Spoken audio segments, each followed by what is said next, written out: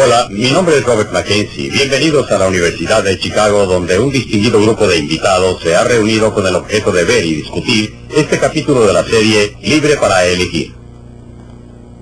En él es examinado el movimiento del consumidor, el desenvolvimiento total de alto poder en las agencias gubernamentales, hecho que ha traído el deseo de proteger al consumidor en las últimas décadas. ¿Realmente estas agencias sirven? ¿O hay mejores métodos para proteger al consumidor? Esta es la pregunta que Milton Friedman hace en esta película.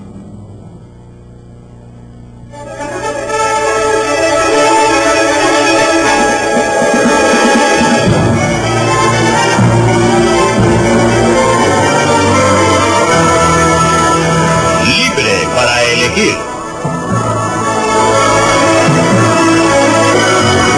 Una opinión personal de...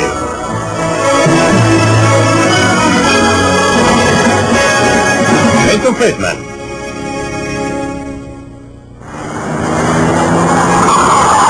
¿Quién protege al consumidor?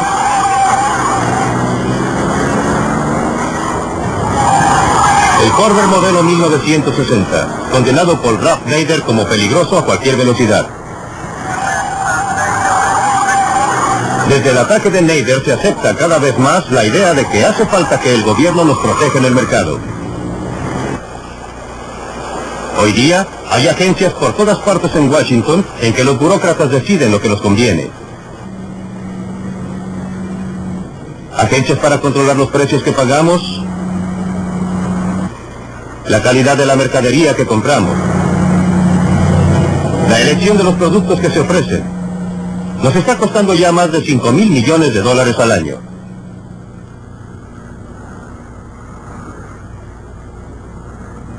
Desde el ataque al Corvair, el gobierno ha gastado más y más dinero en nombre de la protección del consumidor.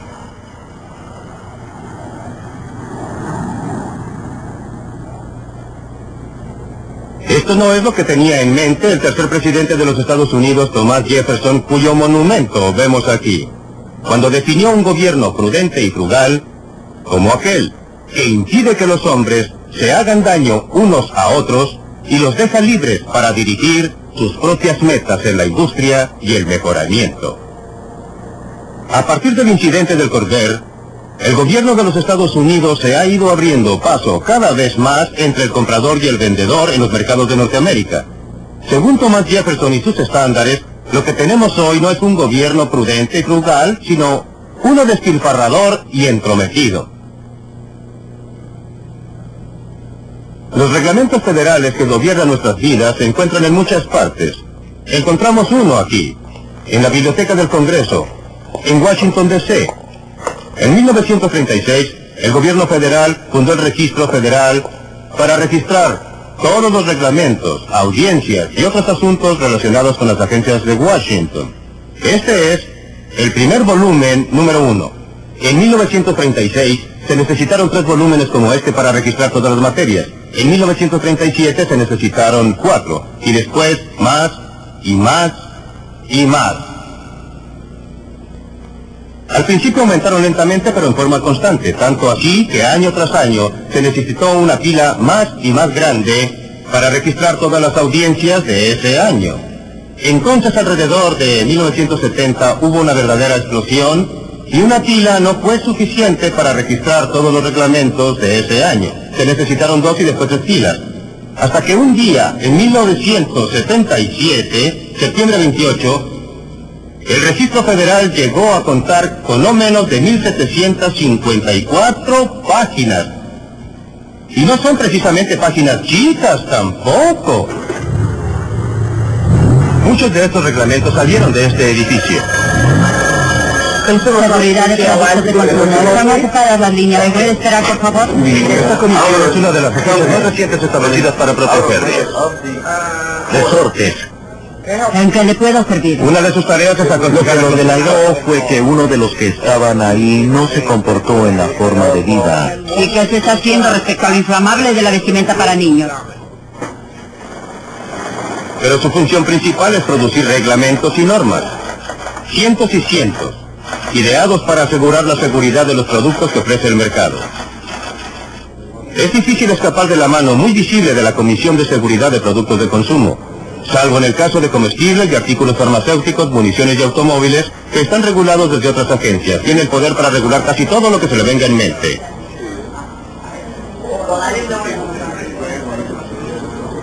Ya está costando $41 millones al año probar y regular todos estos productos para nuestro bien. Y eso que recién comienza.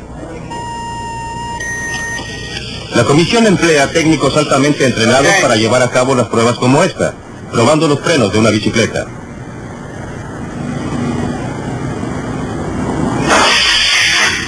Pero el hecho es que un 80% de los accidentes en bicicleta son producto de errores humanos. Estas pruebas pueden algún día lograr frenos más seguros, pero ni eso es seguro. Lo que sí es seguro es que los reglamentos que salen de aquí harán más caras las bicicletas y reducirán la variedad.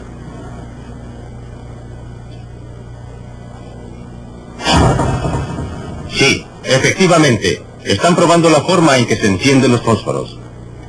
Y son muy precisas las pruebas. La presión debe ser exactamente 1 libra. El fósforo debe estar exactamente en un ángulo derecho. ¿Comisión de Seguridad de Productos de Consumo? No importa cuántas pruebas se hagan, los columpios para niños nunca serán seguros. No se pueden prever los accidentes.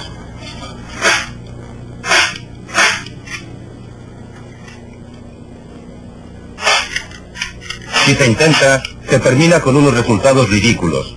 Y aunque usted no lo crea, ocupan a personas altamente especializadas para idear reglamentos y prevenir que los rifles de juguete hagan demasiado ruido.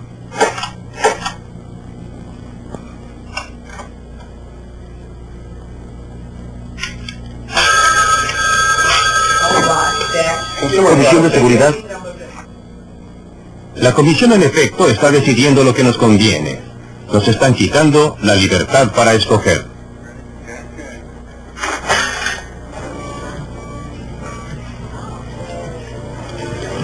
Los consumidores no necesitan estar restringidos por normas y reglamentos. Los protege el mercado mismo. Quieren los mejores productos posibles al precio más bajo.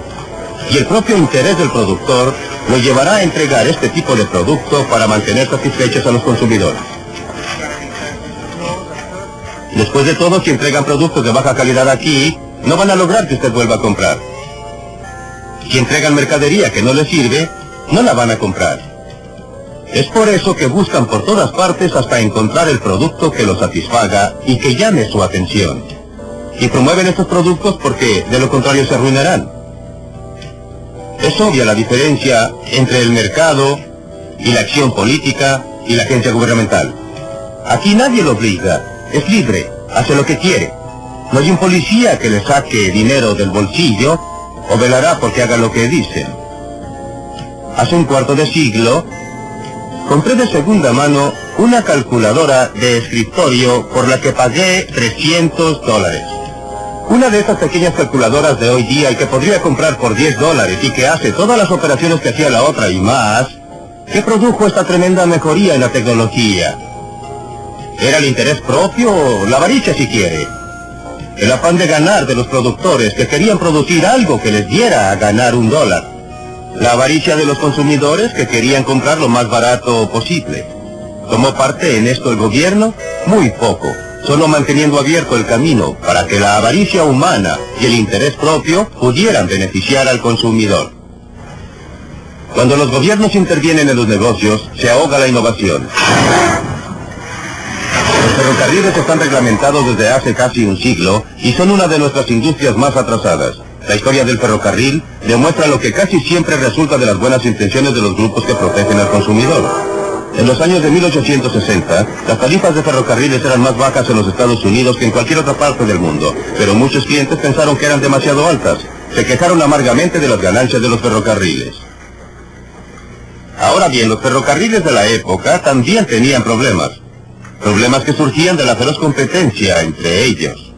Muchos ferrocarriles, todos peleando por un pedazo del mercado, todos tratando de hacerse un buen renombre.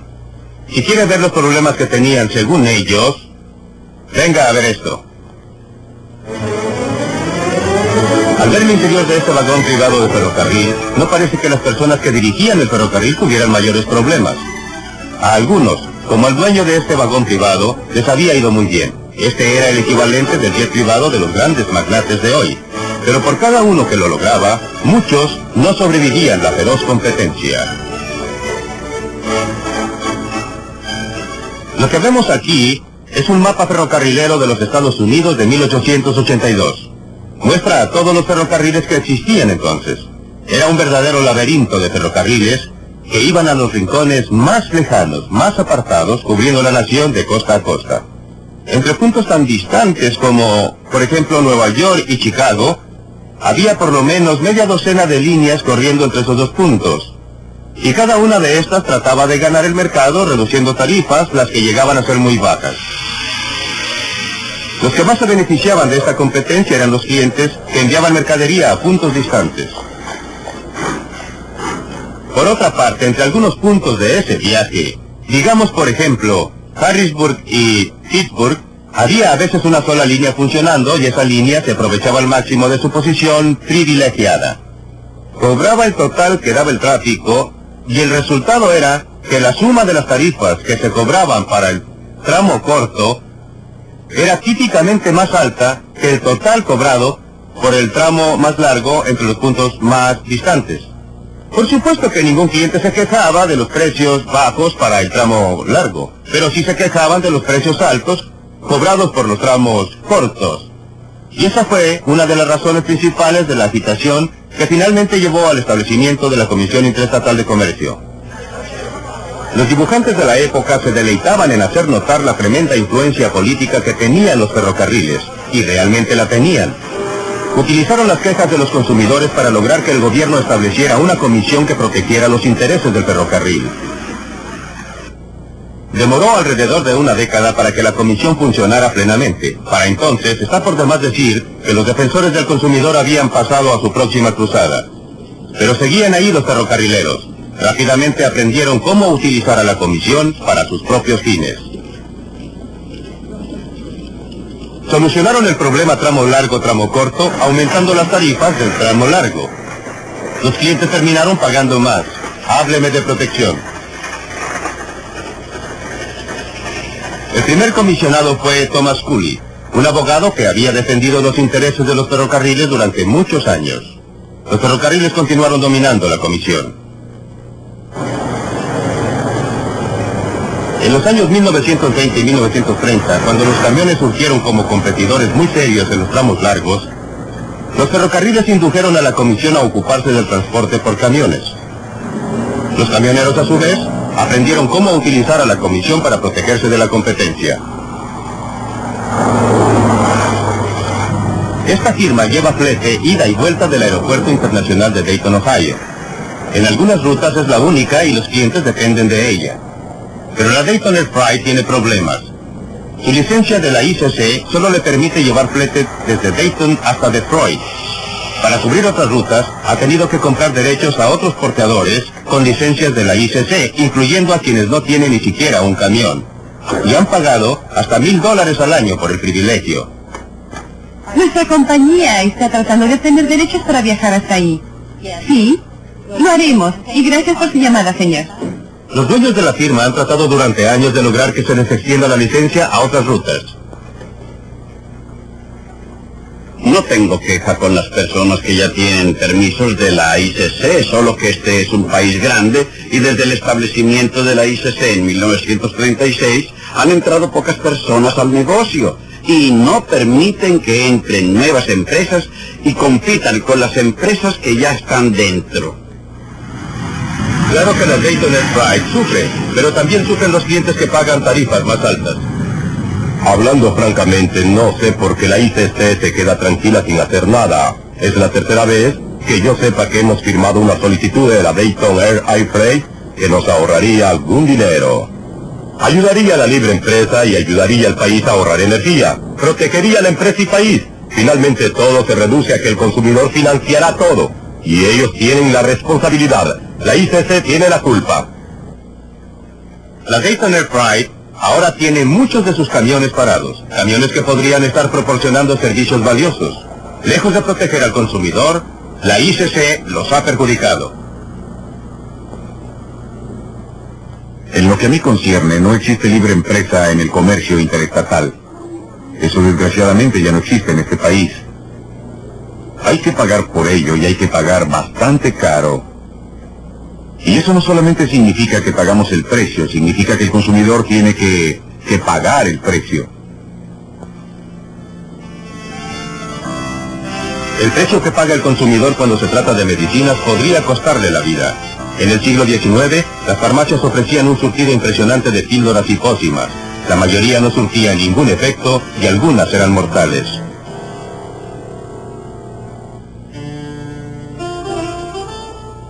Hubo demostraciones por las drogas que producían defectos y mataban. En respuesta a la presión que ejercía el consumidor, la Administración de Alimentos y Productos Farmacéuticos logró prohibir la producción de una gran gama de remedios. Los tónicos y los elixires, con su propaganda exagerada, desaparecieron del mercado. En 1962, las enmiendas Kefauver le dieron a la FDA el poder para controlar toda la línea farmacéutica en cuanto a su efectividad y su seguridad. Hoy día, todo medicamento en el mercado en los Estados Unidos debe pasar por la FDA. Es evidente que esto nos ha protegido de algunas drogas con horribles consecuencias, como la talidomida. Y también sabemos de personas que han sido curadas por drogas modernas. De lo que no se habla mucho, sin embargo, es de las drogas beneficiosas que la FDA ha prohibido.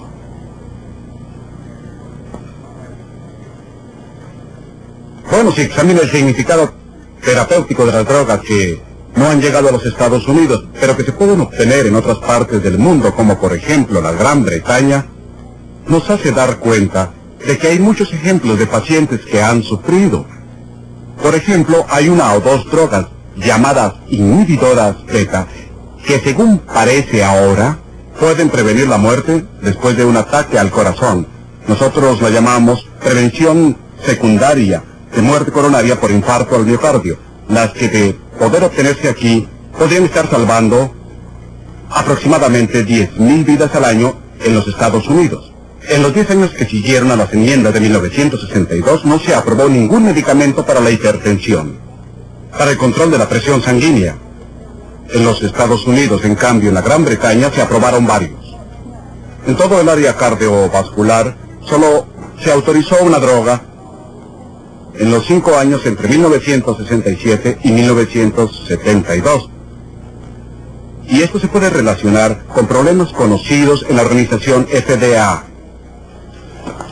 En estos carritos le están llevando a un funcionario del FDA los documentos necesarios para aprobar un solo producto farmacéutico. Debe ser el nuevo medicamento del que me hablaron. Le tomó 6 años de trabajo al laboratorio para que le aprobaran esta droga. 119 volúmenes. Bueno, muchas gracias. Las implicaciones para el paciente son que las decisiones terapéuticas, que antes eran responsabilidad del médico y el paciente, se toman más y más a nivel nacional por comités de expertos. Y estos comités y la agencia que representan, la FDA, están orientados principalmente hacia la eliminación de los riesgos, por lo que hay una tendencia a tener drogas que son más seguras, pero no más efectivas. He escuchado algunos juicios bastante impresionantes que se han emitido en estos comités asesores, en los que al discutir una droga, se escucha una opinión como no hay suficientes pacientes con una afección de esta gravedad para justificar la producción de esta droga para uso general. Esto está muy bien si lo que se pretende es minimizar la toxicidad de las drogas prescritas para una población masiva, pero si sucede que uno de esos pacientes no suficientes y uno tiene una enfermedad muy grave o una enfermedad muy rara, entonces es muy mala suerte. Durante 10 años la señora Esther O'Tain sufrió de asma aguda. Los medicamentos que recibió tuvieron severas consecuencias colaterales. Empeoraba. Pero la droga que prescribía su médico estaba prohibida por la FDA. Así es que 2 veces al año la señora O'Tain debía viajar.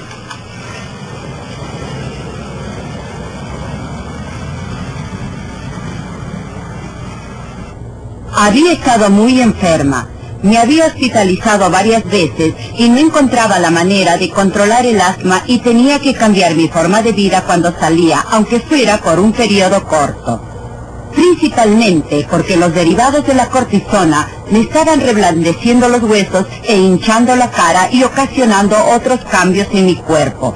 Los médicos estaban bastante ansiosos por quitarme los derivados de la cortisona. La droga que su médico quería que tomara había estado en el mercado durante 5 años en Canadá.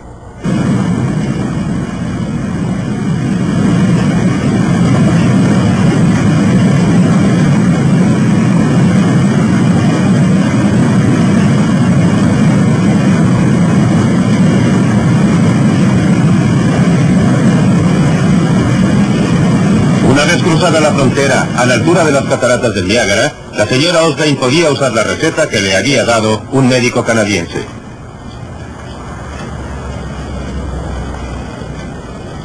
Todo lo que tenía que hacer era dirigirse a cualquier farmacia. Ahí podría comprar la droga que le estaba totalmente prohibida en su país.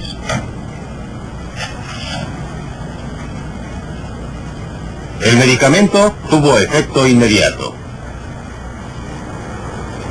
Hizo tal cambio en mi vida, tanto porque me eliminó la falta de respiración, como porque ahora no nos teníamos que preocupar tanto por el reblandecimiento de los huesos. Afortunadamente pude obtener esa medicina. Todo volvió a ser para mí más normal y por todo esto estoy muy agradecida. Finalmente encontré alivio a mi enfermedad en Canadá. Fue fácil para la señora Osdane odiar los reglamentos de la FDA porque resulta que vive cerca de la frontera con Canadá. No todos tienen esa suerte. No es por casualidad que a pesar de las mejores intenciones, la Administración de Alimentos y Drogas opera de tal manera para prevenir la venta de nuevas y potentes y útiles drogas. Póngase en el lugar de un burócrata que trabaja allí. Supóngase que aprueba una droga que resulta ser peligrosa, talidomida. Su nombre aparecerá en la primera página de todos los diarios y tendrá serios problemas. Si por el contrario, supóngase que se equivoca y no aprueba una droga que podría haber salvado miles de vidas, ¿quién lo sabrá? Las personas cuyas vidas habían podido haber sido salvadas ya no estarán. Es difícil que sus parientes sepan que existía algo que les pudo haber salvado. ¿Algunos doctores? ¿Algunos investigadores? Ellos se molestarán, ellos sabrán. Usted o yo, si estuviéramos en la situación del burócrata, haríamos exactamente lo mismo. Nuestro propio interés nos obligaría a no tomar ningún riesgo de ninguna especie, tanto como para rechazar una buena droga y estar seguros de que nunca autorizaríamos una mala.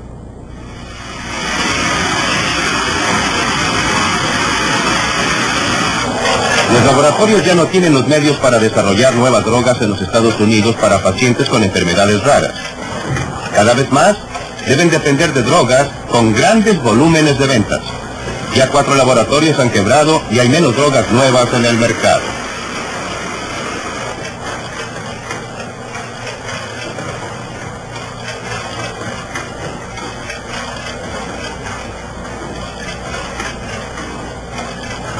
¿Y a dónde irá a parar todo esto? No aprendimos nada de la experiencia.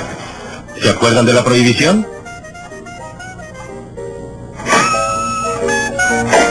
En un ataque de moralidad a fines de la Primera Guerra Mundial, cuando muchos jóvenes estaban fuera del país, los abstemios nos impusieron a todos la prohibición de beber alcohol. Lo hicieron por nuestro bien, y no hay duda de que el alcohol es algo dañino. Sin duda se pierden más vidas todos los años por el alcohol y también por el cigarrillo que por todas las sustancias peligrosas que controla la FDA. ¿Pero a dónde condujo esto? Hoy día, este lugar es el bar más antiguo que hay en Chicago. Pero durante los días de la prohibición era un bar camuflado. Al Capone, Box Moran, muchos de los gángsters de esa época se sentaron alrededor de esta barra para planear los atracos por los que se hicieron famosos. Asesinatos, extorsión, secuestros, venta de alcohol. ¿Quiénes eran los clientes que venían aquí? Eran personas que se creían ciudadanos respetables, que nunca hubieran aprobado las actividades de Al Capone o Vox Moran y de otros. Querían una copa, pero para ello tenían que infringir la ley. La prohibición no detuvo el alcohol, pero sí convirtió a muchos ciudadanos respetuosos de la ley en todo lo contrario. Afortunadamente, todo eso pasó hace mucho tiempo, como la prohibición de los ciclamatos y el DDT. Pero no se equivoque, ya existe una especie de mercado negro de medicamentos prohibidos por la FDA. Muchos doctores se encuentran ahora en un dilema, presionados por lo que creen que es el bienestar que deben a su paciente y la obediencia estricta de la ley. Si seguimos por ese camino, no hay ninguna duda del fin. Después de todo, si está bien que el gobierno nos proteja contra el uso peligroso de rifles, escopetas y bicicletas, la lógica nos dice que se debería prohibir otra actividad mucho más peligrosa como el deporte del deltaplán, las motos y el esquí. Si el gobierno ha de protegernos contra la ingestión de sustancias peligrosas, lo lógico es que se prohíban el uso del alcohol y el tabaco. Aún las personas que administran las agencias reguladoras se horrorizan frente a esta posibilidad y miran para otro lado. En cuanto a lo demás, no queremos saber nada de ello. Que sea el gobierno el que nos informe, pero que nos deje decidir por nosotros mismos los riesgos que queremos tomar con nuestras propias vidas. Como podrá ver, para una serie de cosas tontas el gobierno empieza a dirigir nuestras vidas, formando agencias que nos dicen lo que debemos comprar y lo que no debemos comprar y lo que podemos hacer. Recuerden que comenzamos este programa con el Corvair, un automóvil que fue catalogado por Ralph Nader como inseguro a cualquier velocidad. La reacción a su cruzada fue la creación de una serie de agencias diseñadas para protegernos de nosotros mismos. Bueno, unos 10 años más tarde, una de las agencias creadas como consecuencia de ese movimiento finalmente llegó a aprobar el Corvair que había empezado todo el alboroto. ¿Qué cree usted que descubrieron? Durante 1 año y medio, compararon el rendimiento del Corvair con el de otros vehículos comparables y llegaron a esta conclusión. Repito textualmente, el Corvair del año 1960-63 se compara favorablemente con los demás vehículos contemporáneos que se utilizaron en las pruebas. Hoy en día, hay clubes de dueños de Corvair en todo el país. Los Corvair han llegado a ser piezas de colección. Los consumidores han pasado su veredicto sobre Ralph Nader y los reglamentos gubernamentales. Como dice Abraham Lincoln, no se les puede engañar a todos todo el tiempo. Es hora de que nos dejen de tomar el pelo. Aquellos burócratas bien intencionados que dicen protegernos porque no nos podemos proteger solos. Los hombres y las mujeres que han alimentado este movimiento han sido sinceros. Creen que nosotros, como consumidores, no somos capaces de protegernos solos, que necesitamos la ayuda de un gobierno sabio y benéfico. Pero como pasa a menudo, los resultados han sido muy distintos de las intenciones.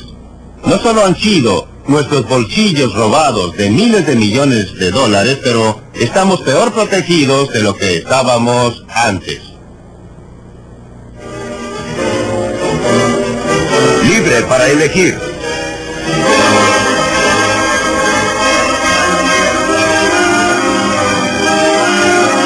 Ahora de vuelta en la Universidad de Chicago, los consumidores mismos tienen la oportunidad de defender su causa.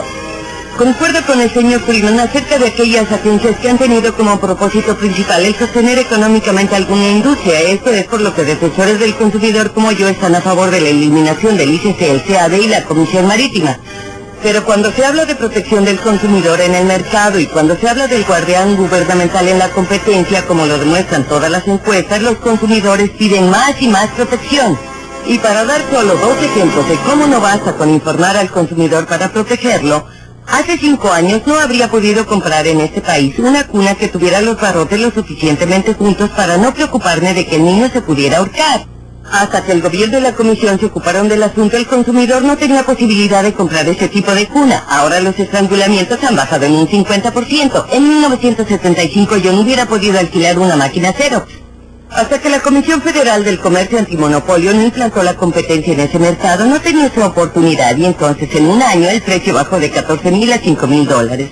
Esos son dólares que vuelven a nuestros bolsillos aparte de la baja de los traumas emocionales. Bueno, antes de preguntarle a Milton Friedman que vuelva sobre el tema, establezcamos el punto de vista de los demás participantes y expertos. Doctor Richard Landau, su opinión.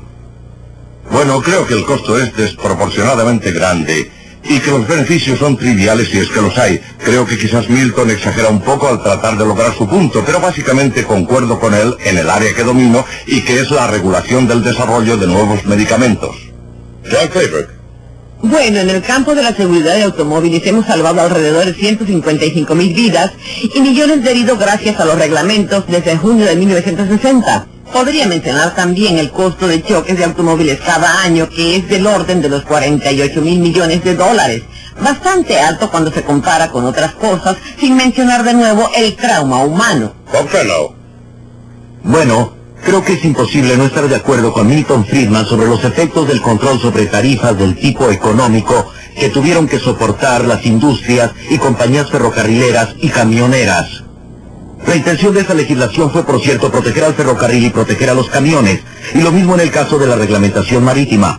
Lo que sostiene las reglamentaciones es una especie de teoría populista, según la que, mediante el gobierno, se redistribuirá la riqueza de las empresas hacia los consumidores. En realidad no funciona así. No funciona así en la reglamentación económica y hay pocas pruebas de que funcione en ninguna reglamentación. En cuanto a si obtenemos beneficios de las reglamentaciones de seguridad y salud, creo que son muy recientes para poder sacar conclusiones. Bueno, ese es el área con la que quiero comenzar, porque ustedes recordarán que fue la primera parte de su argumento, la idea global de la acción gubernamental en la seguridad en el producto de consumo. Ahora bien, hasta ahora ha funcionado. ¿Cuál es su reacción, Kathleen O'Reilly? Bueno, en lo que respecta a seguridad, los fabricantes de cortadores de paso aseguraron durante 20 años que no podía diseñarse una segadora segura.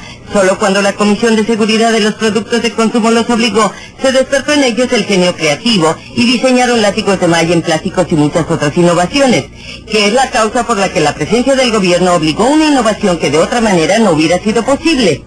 Es muy fácil ver los resultados positivos. Los malos resultados son más difíciles de ver. No ha mencionado los productos que no existen, porque el costo extra impuesto por la Comisión de Seguridad de Productos de Consumo no les hubiera permitido existir. No ha mencionado el caso del problema TRIS, que es de lo que está impregnada la vestimenta no inflamable. Aquí un caso claro de un reglamento de la Comisión de Seguridad de Productos de Consumo que tuvo esencialmente el efecto de obligar a todos los fabricantes de ropa de dormir para niños a impregnar la ropa con TRIS. Eso no es cierto. 3 años, 5 años más tarde, según la reglamentación, toda clase de ropa debía ser no inflamable. Y sucede que TRIS era la sustancia química que más fácilmente lo lograba. No es Pero cierto, de déjeme ninguna terminar manera. con mi cuento primero, porque la segunda parte del cuento es la importante. Sucede que TRIS era carcinógeno, y 5 años más tarde, o 3 años más tarde, no estoy seguro de cuánto exactamente, la misma agencia prohibió el uso de aquella ropa de dormir y obligó a deshacerse de ella a gran costo para todos. Bien, veamos esta historia. En 1968, cuando el Congreso pasó el acta de material inflamable, no le informaron a la Comisión cuáles sustancias químicas cumplían y cuáles no. Por eso, al comienzo, cuando la industria dijo vamos a usar TRIS, la Comisión de Seguridad, luego de las pruebas iniciales, ya tenía dudas y anunció informalmente a la industria que no iba a permitir el uso del TRIS. La industria alegó, lo vamos a llevar a la corte porque el acta solo dice que tiene efecto retardante sobre las llamas. Los del gobierno no nos van a decir cómo cumplir. Y fue la industria la que obligó a la comisión a retirarse. No estoy tratando de defender a la industria, calma. No soy pro-industria, soy pro-consumidor, soy como usted. No soy pro-industria y por supuesto la industria hará cosas malas. El asunto a dilucidar es qué mecanismo es más efectivo para proteger los intereses de los consumidores. Las fuerzas que están dispersas del mercado. Tome el caso de la vestimenta inflamable. Suponga que no hubiese tenido la exigencia legal. Pero está usted de acuerdo con que se hicieran pruebas, que una agencia gubernamental lo sometiera a No, pruebas. de ninguna manera. Existen agencias privadas que hacen ese trabajo. Es el estudio del consumo y la Liga del Consumidor. Y usted habla de una gran demanda por mayor protección. Esas agencias nunca, esos organismos... Por supuesto que sí, tienen todas esas publicaciones sobre Sí, es automóviles, verdad, ¿eh? pero lo que hacen es probar los frenos y la dirección. Nunca lo someten a pruebas de choque. Lo que más importa saber cuando se compra uno es si morirá necesariamente en la caso de razón por la choque. que- Y no se la logra esa razón por la que información no lo porque es prueban- muy clara. Por supuesto, de todas maneras, porque es caro, porque el número de consumidores que está dispuesto a comprar ese servicio y aceptarlo es muy reducido. Esa no es la razón es que es sumamente caro. Por supuesto, pero si tuvieran un gran número de clientes, si hubiera suficientes clientes, suficientes consumidores Sí, que pero la historia quisieran... del huevo y la gallina es ridículo. No, no es el caso del huevo y la pero ¿usted gallina. La cree que es situación... importante que el consumidor tenga información tecnológica, que me parece es la base y la tesis de su argumento? Estoy segura que diría que una de las cosas que hace una sociedad al unirse es proveer servicios básicos, policía, servicios de tránsito, todo tipo de cosas básicas, correos y bomberos y el resto. ¿Por qué no hacer pruebas de artefactos tecnológicos que el público no tiene forma de conocer? Antes de responder, quisiera que opinara los demás. ¿no? Me parece que el profesor Friedman podría ceder un poco en esto. Es verdad que en la propagación de información se presenta el problema del que no paga el pasaje. Y uno de los problemas es que mientras usted y yo podamos valorar los resultados obtenidos por un sindicato del consumidor, no lo tenemos que financiar. Podemos mirar por encima del hombro de otro o pedir la revista prestada en la biblioteca. No iría tan lejos como para decir que el gobierno no debería estar por ningún motivo en la tarea de generar información, aun cuando me preocupan las mismas fuerzas, esta industria nefasta de la que habla la señorita O'Reilly, con su influencia sobre cómo se prepara esa información, no veo cómo podríamos protegernos. Pero me parece que es un hecho que el mercado normal no proporciona la suficiente información. Es posible, pero el mercado proporciona y también está el que viaja gratis en el sentido negativo con la información que proporciona el gobierno, porque los que no necesitan esa información la tienen que financiar de todas maneras. Milton, no entiendo muy bien su posición respecto a este punto. ¿Está usted diciendo entonces que no debiera en ningún caso el gobierno comprobar la seguridad de productos de consumo? Estoy diciendo, y conviene separar las cosas, estoy diciendo que no cabe que el gobierno le prohíba al consumidor comprar mercadería que podría ser perjudicial. En cambio, Pero ¿cómo él sabe sabría usted muy qué bien efecto que... tendría? Por el momento trato de separar las cosas. Existen áreas en que el gobierno debe proteger a los ciudadanos. Por ejemplo, en el caso de los automóviles, Bueno, ¿y qué hay de los No, niños? Los niños no escogen. no. Ellos no opinan por el los progreso padres de toman las los autos. decisiones. Analicemos. Pero si la industria las toma, no solo se puede podemos escoger. analizar un asunto a la vez. Es un poco difícil verlo todo un tiempo. Veamos una cosa a la vez. Yo digo que no es correcto que el gobierno me obligue a protegerme a mí mismo.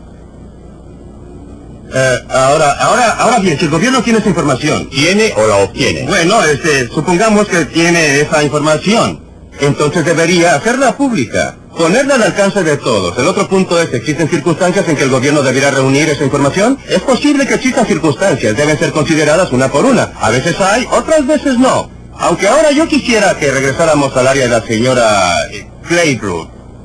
El problema de las bolsas de aire. Cierto.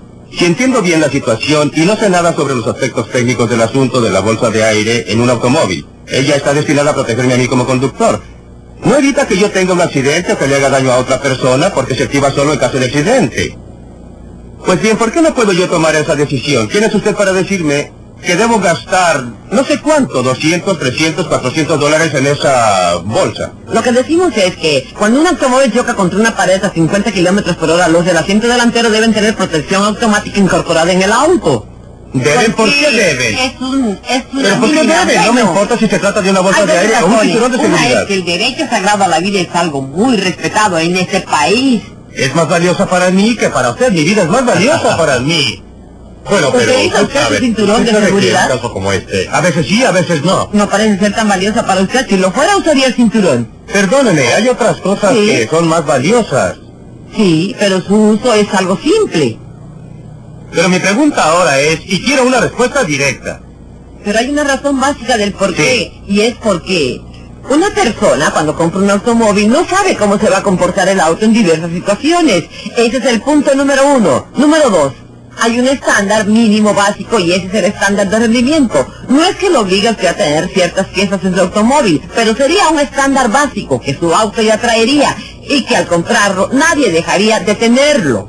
de manera de evitar heridos innecesarios en las carreteras, el costo para la sociedad, el costo para el individuo y los traumas para sus familias. Usted sugiere teóricamente que es mucho mejor que la gente salga y se mate, aun cuando no sepa qué es lo que le va a pasar cuando choquen. Usted está evitando el punto principal. Si usted tiene esa información, désela.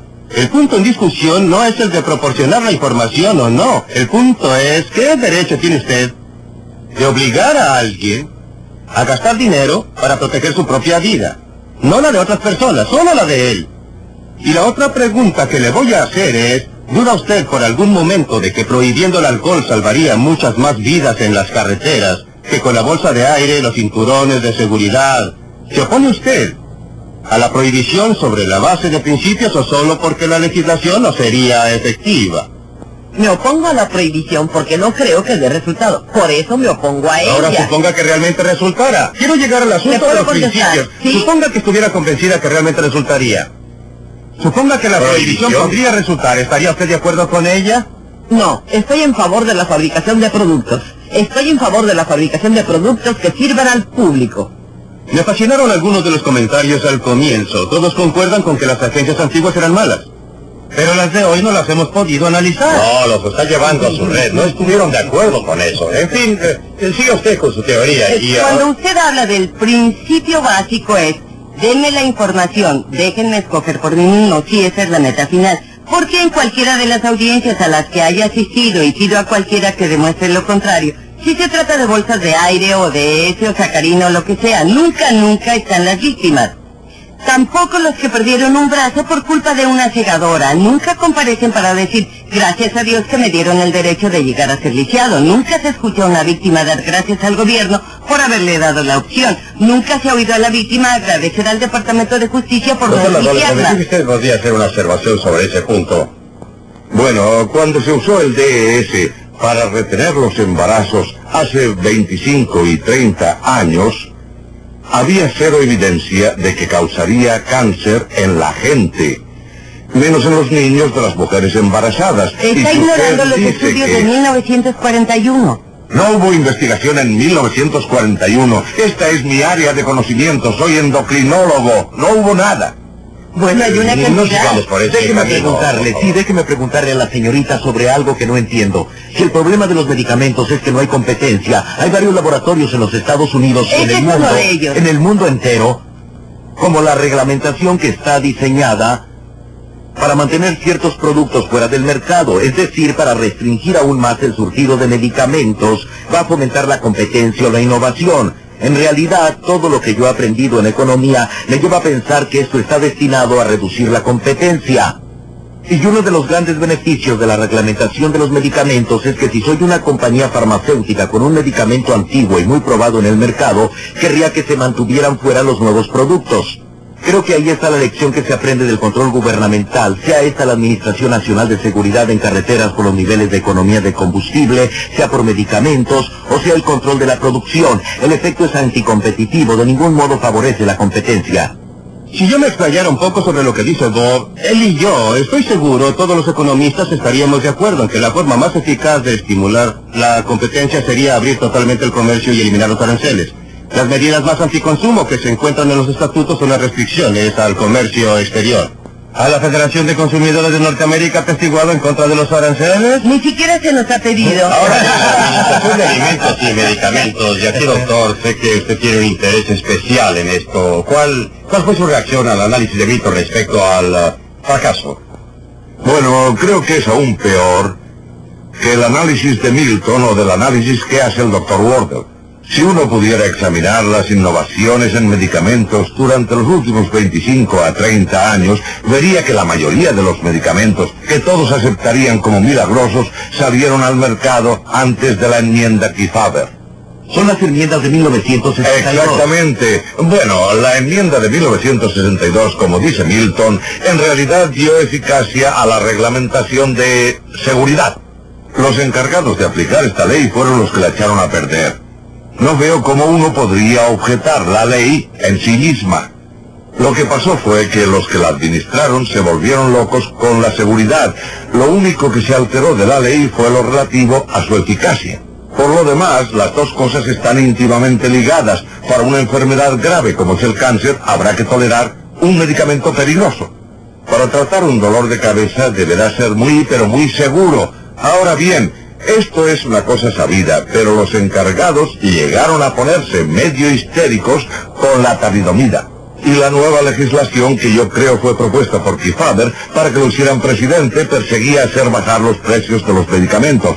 Pero la reglamentación no ha logrado más que obstruir. Hoy, en vez de que las 3/4 partes de los medicamentos consumidos en el país sean desarrollados aquí, lo es solo una 1/4 parte, el resto proviene de fuera. Podríamos esclarecer este punto. Usted dice que no debiera haber intervención gubernamental en los comestibles ni en los medicamentos, o simplemente la política que adoptó la FDA o que se impuso a raíz de la enmienda Kefauver la que falló. Creo que es necesario tener ciertas pautas y es posible establecer pautas basadas en la enmienda Kefauver, quitándoles la responsabilidad de la toma de decisiones a los burócratas de la Administración de Alimentos y Medicamentos. Usted dirá cómo. Yo diría que dándoselo a consejos de expertos imparciales para que tomen las decisiones. ¿Milton está de acuerdo con eso? No, no lo estoy. ¿Puedo hacer un comentario? Porque nunca he visto... ¿Ha visto usted alguna vez a un gato que ladre? No, realmente no. Pues bien, las agencias gubernamentales y las leyes gubernamentales siguen sus propias leyes, de la misma manera que la naturaleza determina que los gatos no ladren. Las leyes de la ciencia social dicen que cuando se le da poder a una agencia para que aplique normas, ese poder va a ser usado. Quisiera pasar a la tercera área elegida por Milton, la Comisión de Comercio Interestatal como ejemplo. Ahora bien, esto está más cerca de su campo de acción, Robert. ¿Cuál es su reacción frente al análisis que hace y qué cree que debiera hacerse al respecto? Bueno, creo que no logrará mucha reacción de parte de... No creo que haya alguien en esta reunión que no se preocupe por los beneficios o los costos que significa la reglamentación del transporte. El único grupo favorable a que continúe la reglamentación que encontrará será la Asociación Americana de Transporte Camionero. Y ni siquiera ellos son convincentes respecto a los beneficios o consecuentes con lo que dijeron ayer. No hay una buena razón que justifique continuar con esta reglamentación. Quizá dure más tiempo que la reglamentación de las líneas aéreas, porque el número de personas a quienes esa reglamentación ayuda a enriquecer, es decir, a los que manejan los camiones, los que tienen un permiso para operar, para transportar libros empastados entre Peoria y Springfield, Illinois, o algo por el estilo, esas personas son muchas. Y va a ser difícil hacer algo para... ¿La naturaleza de la reglamentación y de la intervención gubernamental o es simplemente un ejemplo de donde se ha actuado muy mal y contrariamente al interés del público? Eso prueba mucho respecto a reglamentación gubernamental y no son diferentes, creo yo, tratándose del campo de la salud y la seguridad.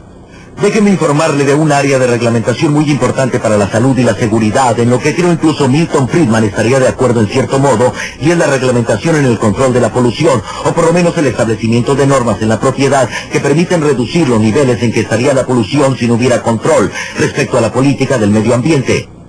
En el Congreso, los que más están a favor de esa política provienen de la parte noroeste de los Estados Unidos.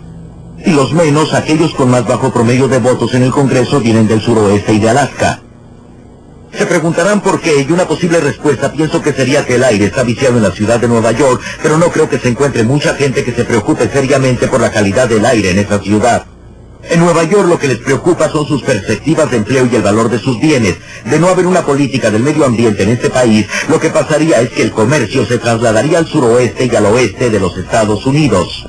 Por consiguiente, los parlamentarios del este están muy a favor de una política que prohíba, mediante el control de la polución, prohíba una total gravitación de... también en favor de eso? La forma que asume, pero lo usan como excusa, tal como usarán otras excusas, digamos, ante la agencia de la señorita Claybrook para solicitar reglamentos estrictos y poder promover el valor de su producto. Antes de volver a la ICC, que es precisamente lo que quiero hacer, Milton, ¿cuál es su reacción al tema de la polución?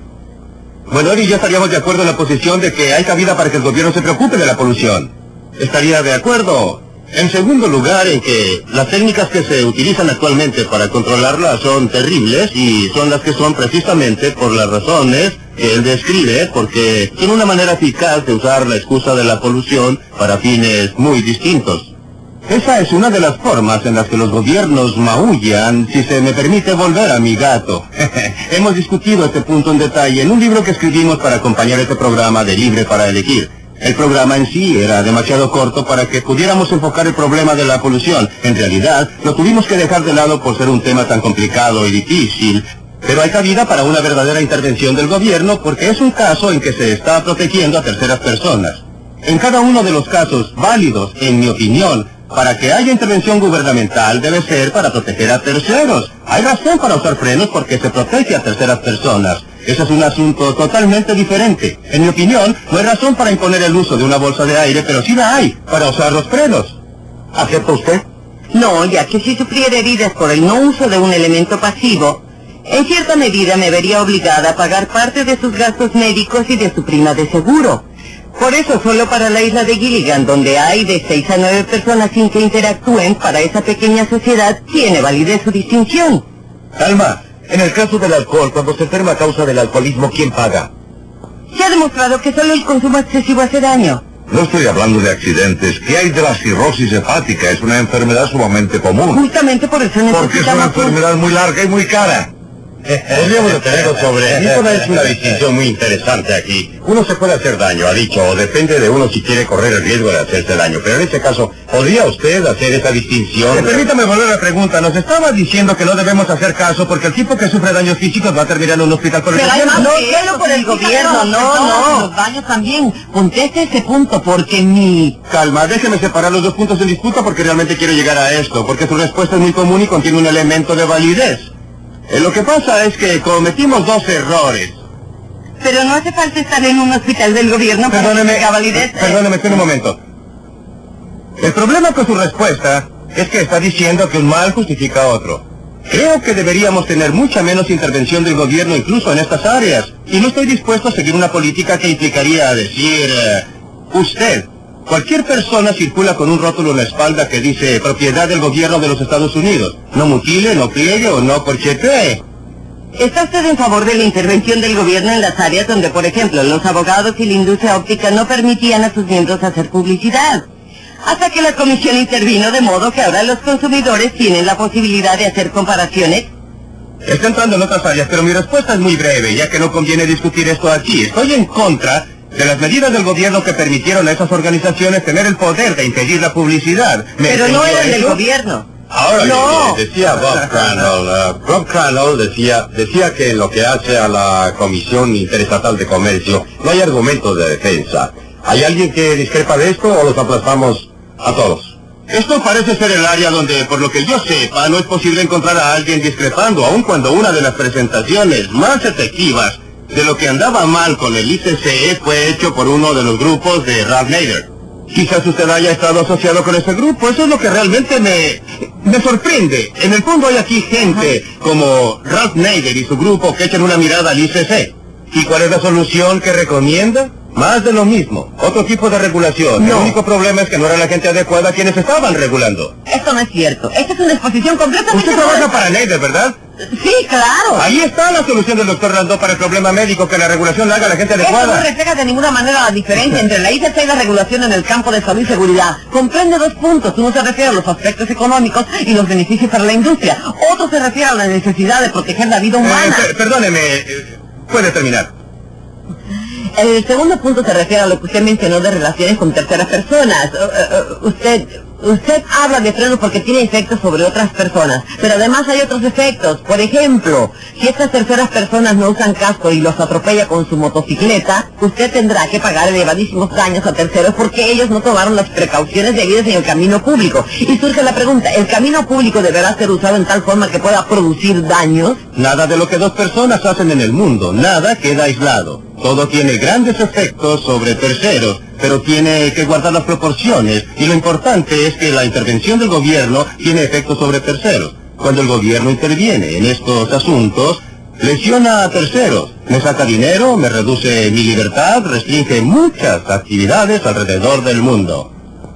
Los beneficios en el campo de los automóviles llegan a ser 55,000 muertes. Esta es una estadística muy dudosa, porque una vez más, cada uno de los estudios toma en cuenta los beneficios y no el costo. Es falso que los estudios no hayan tomado en Me cuenta refiero los a costos costos. en vidas humanas. no miraron, Déjeme clarificar no esto, miraron, no por alcanzo a ejemplo... entenderlo. ¿Podría explicar lo que quiere decir? Ajá. Sí. Miremos el automóvil. Haciendo subir el precio de los automóviles, aumenta el interés por mantener automóviles viejos en circulación.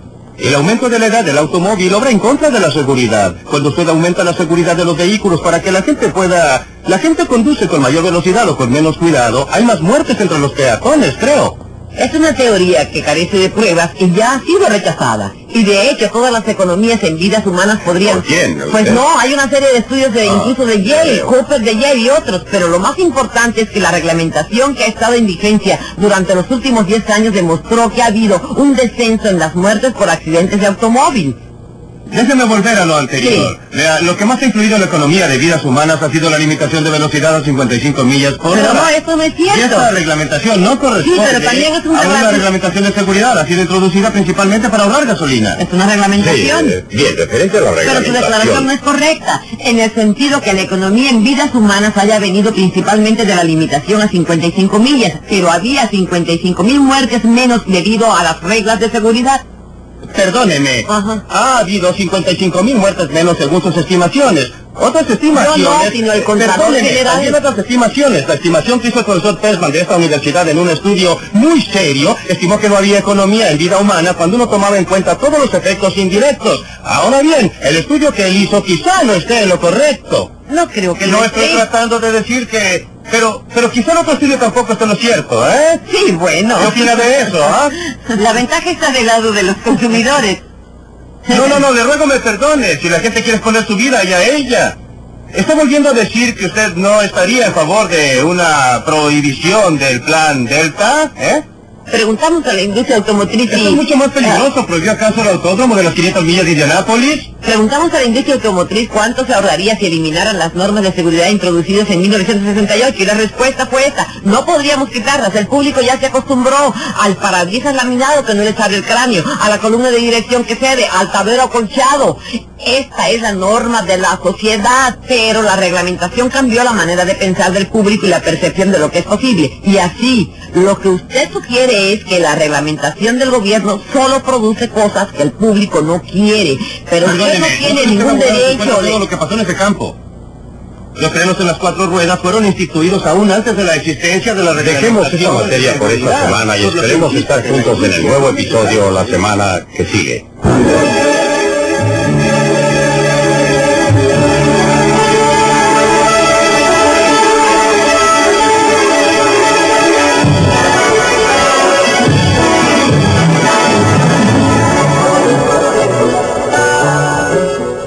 Sea usted un doctor o un operador en una estación de servicio, un trabajador en una fábrica o un burócrata, usted estará representado en nuestro próximo programa. Esto Friedman mira hacia el mercado de marcas para descubrir cómo los trabajadores pueden protegerse mejor en los más difíciles mercados de empleos. Si usted tiene que salir en busca de sustento, no se pierda Libre para Elegir la próxima semana.